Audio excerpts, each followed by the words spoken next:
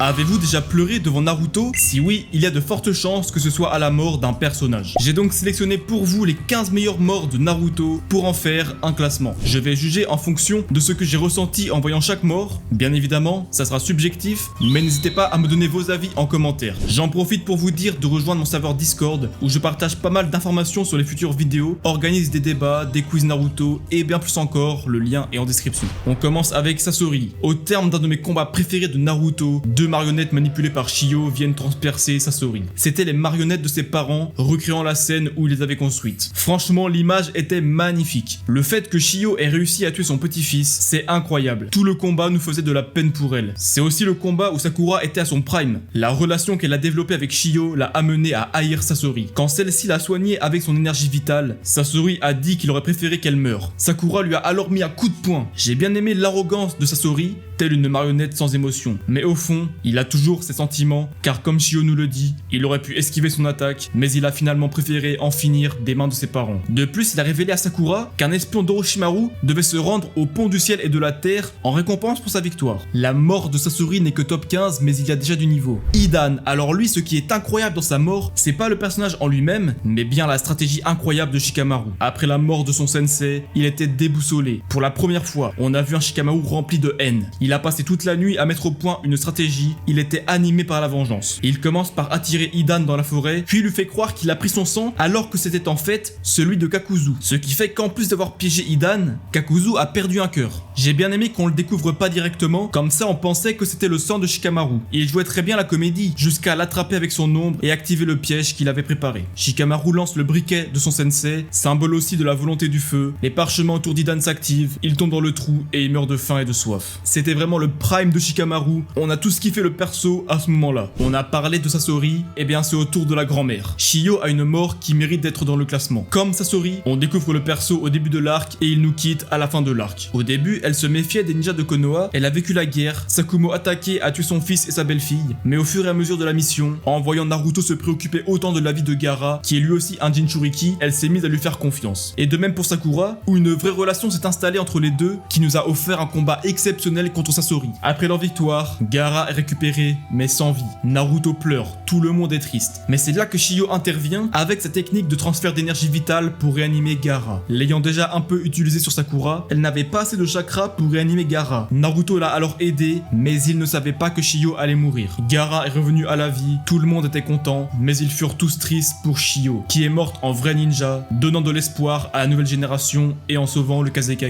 Neji Hyuga, une mort qui a beaucoup fait parler. J'en ai même fait une vidéo au début de la chaîne, car beaucoup de gens n'ont pas compris sa mort. Alors oui, pour moi, Neji aurait pas dû mourir. Se prendre un bout de bois, c'est vraiment pas une mort folle, mais il y a une bonne symbolique derrière. Tout simplement parce que Neji n'a pas protégé Hinata car il était de la branche parallèle. Non, il l'a fait de son plein gré en toute liberté. Ce qui est illustré par l'oiseau quand il se place devant Hinata. Moi j'ai trouvé cette mort très triste, déjà parce que Neji est dans mon top 3 personnages, mais aussi parce que Naruto a été complètement choqué. Il était prêt à abandonner quand Obito lui demande de répéter ce qu'il avait dit, qu'il ne laisserait personne mourir. Mais il tient Neji dans ses bras et autour de lui se trouvent que des cadavres. La mort de Neji a aussi permis à Naruto de comprendre les sentiments d'Hinata, elle l'a remis dans le droit chemin avec une bonne gifle, sans oublier la réaction de Rock Lee, même si je trouve ça dommage qu'on l'ait eu après. Ok, alors là, je sais que beaucoup de personnes vont me détester, mais en top 11, je mets Itachi Uchiwa. Son combat contre Sasuke était excellent, c'est pas ça le problème. Moi ce qui m'énerve, c'est quand je vois des gens dire que sa mort est trop triste. J'ai même vu des gens la mettre en top 1 des morts les plus tristes de Naruto. Je ne comprends pas. On est censé croire qu'Itachi est un méchant. Moi limite, j'étais content qu'il meure. J'avais même pas envisagé qu'Itachi pouvait être gentil. En plus, je ne comprends pas comment des gens ont pu pleurer alors que l'OST c'est littéralement ça.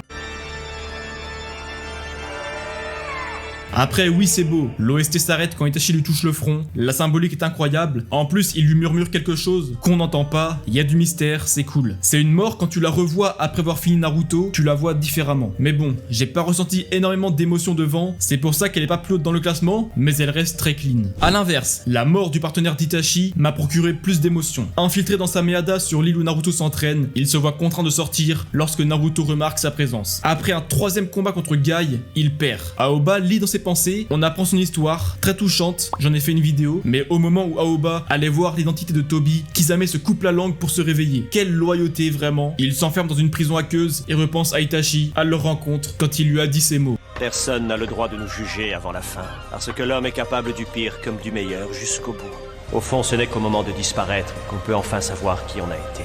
La fin donne un sens à tout ce qui a précédé. Kisame sait qu'il a été un homme d'honneur et il préfère mettre fin à sa vie plutôt que de révéler des informations sur l'Akatsuki. Guy reconnaît la valeur de Kisame et dit qu'il ne l'oubliera plus. Il ouvre son parchemin qu'il devait rendre à l'Akatsuki afin de connaître ce qu'il cherche à savoir sur eux. Mais celui-ci était piégé. Ils se font attraper dans une prison aqueuse et un requin s'enfuit avec le parchemin. Kisame a finalement accompli sa mission. C'est une mort digne du personnage, j'aime beaucoup. Conan a une mort que je trouve très sous-cotée. Déjà son combat était incroyable, elle a bien failli tuer Obito, mais celui-ci avait l'Izanagi. Il l'a pris par derrière en disant « Surprise ». La scène était trop grotesque. La pluie s'arrête, un arc-en-ciel apparaît et Conan donne tout ce qu'elle peut. Elle reprend espoir en pensant à Naruto. Mais Obito gagne le combat et récupère le Rinnegan de Nagato. La mort de Conan m'a vraiment touché, surtout les flashbacks avec Jiraiya à l'époque où ils étaient disciples. Ils se sont finalement tous retrouvés, Yaiko, Jiraiya, Nagato et Conan. Ce dernier papier rouge qui vient recouvrir la pancarte de Conan avec les phrases de Yaiko, c'était trop émouvant. Hiruzen a une mort honorable. Il a protégé son village d'Orochimaru en scellant ses bras et les deux premiers Hokage. C'était tellement triste quand il ferme les yeux, il revoit Orochimaru jeune. C'est sûrement son plus grand regret de ne pas avoir su garder son disciple sur le droit chemin. Il a eu le plus long règne d'Hokage, tout Konoha le respectait et était habitué à lui. Je pense qu'il a eu le meilleur enterrement de tout Naruto. Les mots d'Iruka, les pleurs de Konohamaru, la pluie, l'OST, Naruto qui voit le destin d'un Hokage, il comprend ce qu'implique d'avoir ce poste, il faut être prêt à donner sa vie pour le village. Hiruzen a transmis la volonté du feu aux jeunes générations, comme aucun autre Hokage l'a fait. Obito a une mort vraiment très émouvante, mais bon, il y a plusieurs choses que j'ai pas aimé. Déjà, un truc incohérent. Naruto, Sasuke et Kaguya ne peuvent pas bouger à cause de la gravité de la dimension, mais lorsque Kaguya prépare son attaque, Kakashi et Obito réussissent à avancer pour se mettre devant Naruto et Sasuke. C'est le pouvoir du scénario. En vrai, c'est pas trop grave, surtout que c'était magnifique. Rin qui leur prend la main pour les rapprocher, elle a toujours été le lien entre deux, c'est magnifiquement représenté. L'OST, faut en parler aussi, je pense qu'elle a pas mal carry la scène. Obito qui sauve Kakashi avec son Kamui, voulant rejoindre Rin seul. C'était aussi incroyable. J'ai du mal à aimer Obito parce qu'il a fait que des crasses, il est responsable de tellement d'atrocités, mais le fait qu'il s'est repenti, c'est juste magnifique. Il meurt en faisant une bonne action. On ressent bien le poids de ses erreurs, surtout quand on nous montre Obito Hokage, ce qu'il aurait pu devenir s'il avait pas pris le mauvais chemin. Son dernier discours à Naruto, pareil, quand il lui dit de devenir Hokage avant de se changer en tas de cendres. Il a pour moi la deuxième meilleure mort d'antagoniste, parce que le premier, j'en parlerai après. Le seul truc que j'ai pas aimé avec la mort d'Obito, c'est comment Rin l'a pardonné trop facilement. Obito, il a fait les plus grosses crasses de l'œuvre, mais Rin l'a pardonné au calme, comme si il avait rien fait. En plus, il retourne dans le monde des vivants, il donne ses Sharingan à Kakashi et repart après. Bon oui, bien sûr, ça nous fait kiffer, mais c'était quand même abusé. Il dit qu'il peut faire ça, car le chakra relie ces deux dimensions, mais l'excuse elle reste bancale, je trouve. Il y avait beaucoup d'émotions à la mort d'Obito, c'est pour ça qu'elle est ici dans le classement, mais le fait que tout le monde l'ait pardonné, j'aime pas trop. Lors de la nuit fatidique, où Itachi et Obito décimaient leur clan, Fugaku bloque le chemin de son fils. Il lui demande ce qu'il espère gagner en menant ce massacre. Itachi lui montre son choix avec son Mangekyu. Il lui dit qu'il pense avant tout à Konoha, mais il n'oublie pas le clan. Fugaku dit qu'il a compris, mais ce qui le préoccupait, c'était Sasuke. Il fait disparaître son clone. Itachi savait que son père était son ennemi le plus redoutable. Il se méfiait avant de rentrer dans la maison. Son père lui dit qu'il n'y a pas de piège, car en effet, il était à genoux avec Mikoto, attendant la mort des mains de leur fils. Cette mort est tellement tragique, Itachi qui pleure, contraint de tuer ses parents, il tremble, Fugaku lui dit qu'ils ne souffriront qu'un instant, contrairement à lui. Cette phrase m'a réellement tué. Toute la suite de la vie d'Itachi se jouait à ce moment-là. L'OST qui se lance au moment où Fugaku lui demande de protéger Sasuke, masterclass. Non, je vous jure que la mort de Mikoto et Fugaku m'a pas mis bien. Il tranche, rejoint Obito, puis fait son rapport à Hiruzen, qui lui annonce que désormais, il sera déclaré traître et déserteur, avec l'OST qui continue. Non, franchement, c'était une masterclass. On arrive au top 5 avec Minato et Kushina. Cette mort mérite totalement sa place. Minato, au même titre qu'Hiruzen, a perdu la vie en protégeant son village tel un vrai Hokage. Il avait deux options. Soit Kushina scellait Kyuubi en elle pour l'entraîner dans la mort, et dans ce cas, Minato aurait pu vivre avec Naruto. Soit, et c'est ce que Minato préférait,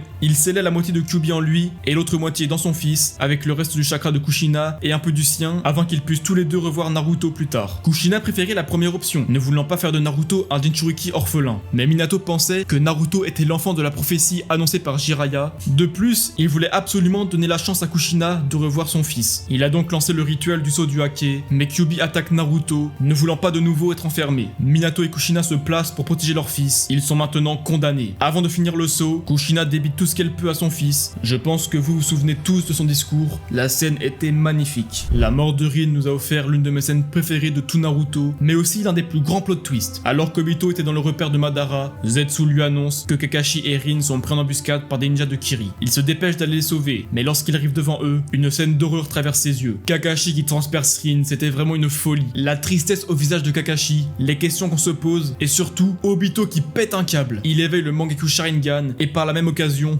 maîtrise son Mokuton. Les ninjas de Kiri sont impuissants. Obito contrôle déjà son Kamui, il les massacre d'une violence inouïe. Le sang tombe du ciel, il prend Rin dans ses bras, et prononce cette phrase. Je suis en enfer.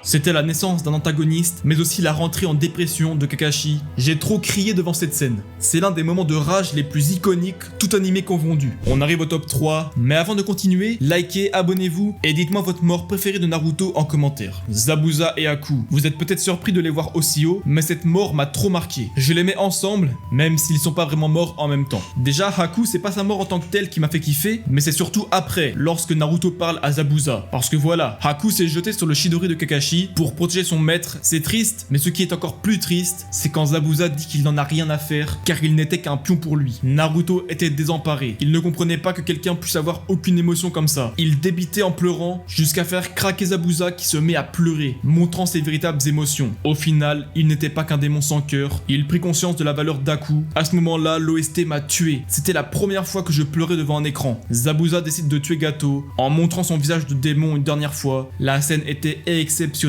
J'aime beaucoup le respect de Kakashi qui pose Zabuza à côté d'Haku avant qu'il meure. Il se met à neiger. Zabuza dit qu'il aimerait aller au même endroit qu'Haku, mais malheureusement, il ira en enfer. Tu commences Naruto, on te pond cette masterclass. Franchement, il y a que du respect pour Kishimoto. Bon, maintenant, on va parler de la mort d'un personnage pour lequel on n'était pas si attaché que ça avant de commencer l'arc, mais qui nous a bien détruit. Azuma. Lors de son combat contre Hidan, impuissant, il se fait prendre par sa technique et meurt. Devant le regard du Shikamaru qui ne peut rien faire. Le parallèle avec les fleurs de Kurenai qui tombent, c'était tragique. Elle venait de tomber enceinte, mais elle perd son mari. La relation entre Azuma et ses élèves est tellement meilleure que toutes les autres. On ressent tellement l'attachement entre eux avec les flashbacks et les boucles d'oreilles. Il dit à chacun de ses élèves, avant de mourir, ce qu'ils doivent faire pour progresser. Shikamaru n'ayant pas trouvé réponse à l'énigme du roi, Azuma lui donne. Il lui dit de protéger sa fille à naître. Il allume une dernière clope. De nouveaux flashbacks se lancent. L'OST encore une fois, elle est exceptionnelle. Le drop qui se lance. Ino qui crie sensei, les émotions étaient folles. Les expressions faciales des Jonin, tous tristes, et Shikamaru qui se fume une clope en disant qu'il déteste la cigarette. Dommage que ça a été censuré dans l'anime. Mais c'est toujours pas fini. Shikamaru annonce la nouvelle à Kurenai, l'enterrement se passe, Shikamaru se balade seul, il rentre chez lui, joue au shogi avec son père, c'est un magnifique rajout de l'anime. Shikaku essaie de faire prendre conscience à Shikamaru qu'il faut se relever, l'ennemi est toujours là. Au moment où il dit Azuma est mort, Shikamaru explose la table. Il comprend pas ce que son père fait, ce dernier lui dit de vider son sac, ce qu'il va faire. Puis apparaît un éclat de génie, Shikamaru met au point une stratégie pour vaincre Hidan. La suite vous la connaissez,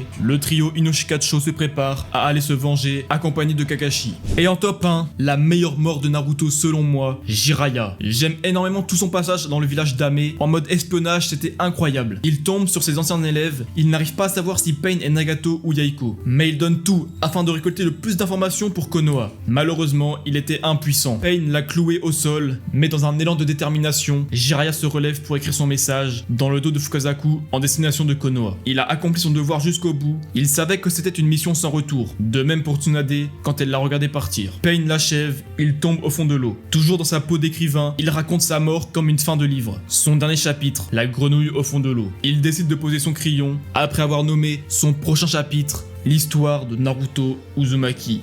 En lui tapant l'épaule comme s'il lui passait le flambeau, c'était magnifique. Mais la vraie émotion de cette mort, c'est quand Naruto va la prendre. Il perd ses moyens. Il désigne Tsunade comme coupable, car c'est elle qui l'a envoyé à Ame. Il se balade seul dans Konoha, le regard vide, refuse même une invitation d'Iruka. Il repense à son sensei, à tout ce qu'il a vécu avec lui. Jiraiya était tellement un personnage attachant que sa mort est déchirante. Chaque flashback nous rend nostalgique. Les moments drôles avec Jiraiya, mais avec une OST triste, c'est incroyable. La scène où Iruka lui remonte le moral, lui offrant une glace, c'était aussi magnifique. Sans oublier le moment où Tsunade pleure, repensant au moment où Jiraiya lui a dit de miser sur sa défaite, elle qui perdait toujours ses paris, malheureusement pas celui-ci. Merci d'avoir regardé la vidéo, likez et dites-moi en commentaire quel est votre mort préféré de Naruto, ça m'intéresse. N'hésitez pas à rejoindre mon serveur Discord, le lien est en description, et à regarder une autre vidéo en cliquant sur une des deux qui s'affiche à l'écran.